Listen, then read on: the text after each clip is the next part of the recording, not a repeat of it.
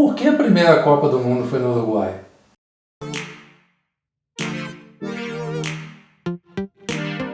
Fala galera do Que História, beleza?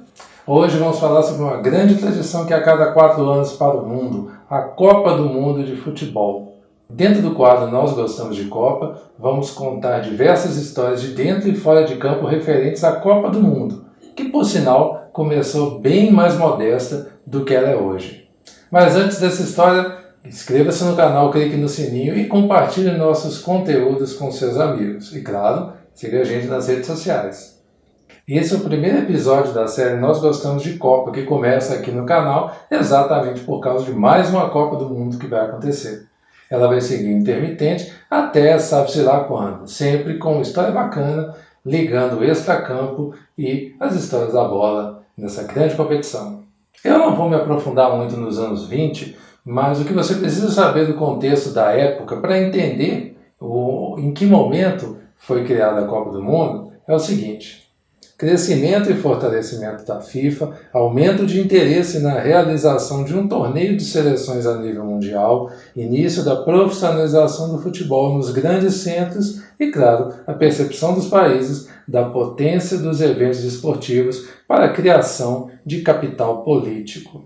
Ou seja, naquela época a turma estava interessada em fazer uma competição internacional de seleções. Só que a FIFA não queria que tivesse intervenção do Comitê Olímpico, então não poderia ser os Jogos Olímpicos, que já eram realizados e com relativo sucesso. Ela queria uma competição apenas sua, em que ela tivesse total controle sobre a organização e os resultados do evento.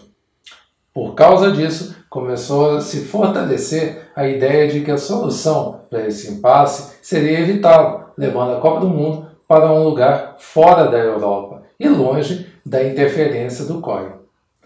Foi aí que, em 18 de setembro de 1929, em Barcelona, na Espanha, foi realizado o Congresso Extraordinário da FIFA, onde foi apresentada a ideia de levar a Copa do Mundo para a América do Sul. E, com o fortalecimento dessa candidatura, não haveria um lugar melhor do que o Uruguai para fazer essa competição. Mas por que o Uruguai? O pequeno país sul-americano completaria em 1930 o centenário da sua organização constitucional e o governo tinha enorme interesse de levar essa competição de seleções para compor o calendário de comemoração da data.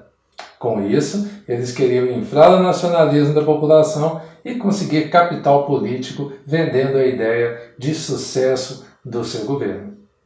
E de fato, eram tempos de fartura no Uruguai. Na política, o Uruguai vivia o período conhecido como o Batlismo Colorado, devido aos dois governos de José Batlle e Ordóñez, num esquema de acordos entre diversos setores políticos e um clima descrito pelo historiador e diplomata Juan José Arteaga como a moderna democracia social uruguaia. A agricultura e a pecuária eram os grandes destaques da economia uruguaia na época, mas a indústria e o setor de transportes e comunicação crescia vastamente naquele período. Com um país que apresentava um crescimento cada vez maior e resultados expressivos para o contexto da América do Sul, o Uruguai começou a ser chamado de Suíça das Américas, o que chamou muita atenção da FIFA, além do fato do governo do país ser extremamente interessado em esportes. O esporte no Uruguai era utilizado pelo governo no modelo de formação de bons cidadãos e também foi um dos mecanismos utilizados para a integração do povo uruguaio, principalmente na metrópole de Montevideo. Enquanto outros esportes como o cricket, o tênis e o basquete se destacavam, o futebol passou a ser o grande esporte do país. Talvez a principal razão desse sucesso tenha sido as 2 medalhas de ouro conquistadas pela seleção uruguaia de futebol nos Jogos Olímpicos, em 1924 e 1928, por uma seleção que tinha negros, imigrantes e uma série de grupos da sociedade uruguaia sendo representada no elenco, o que gerou uma enorme empatia da população com aquele time. Não é à toa que aquele time passou a ser visto como um símbolo de uma nação que era urbana, se industrializava, crescia e tinha uma população diversa e, na teoria pelo menos, cada vez mais unida. Nessa conjuntura socioeconômica, a organização daquele primeiro campeonato mundial de futebol tornou-se uma questão nacionalista e foi encampada amplamente pela classe política uruguaia. A organização daquele torneio foi encampada pelo então presidente uruguaio Juan Campesteg, além da classe diplomática e principalmente as elites do país. Como o Uruguai se dispôs a construir estádios, pagar todas as despesas das seleções que viessem para a competição e ainda arcar com todos os valores que envolvessem a organização do evento, para a FIFA foi um ótimo negócio levar a competição para lá. E, aliás, é bom dizer que quando a gente fala em construir estádio, o Uruguai construiu o centenário para 90 mil pessoas, numa época em que os maiores estádios cabiam 15 mil pessoas.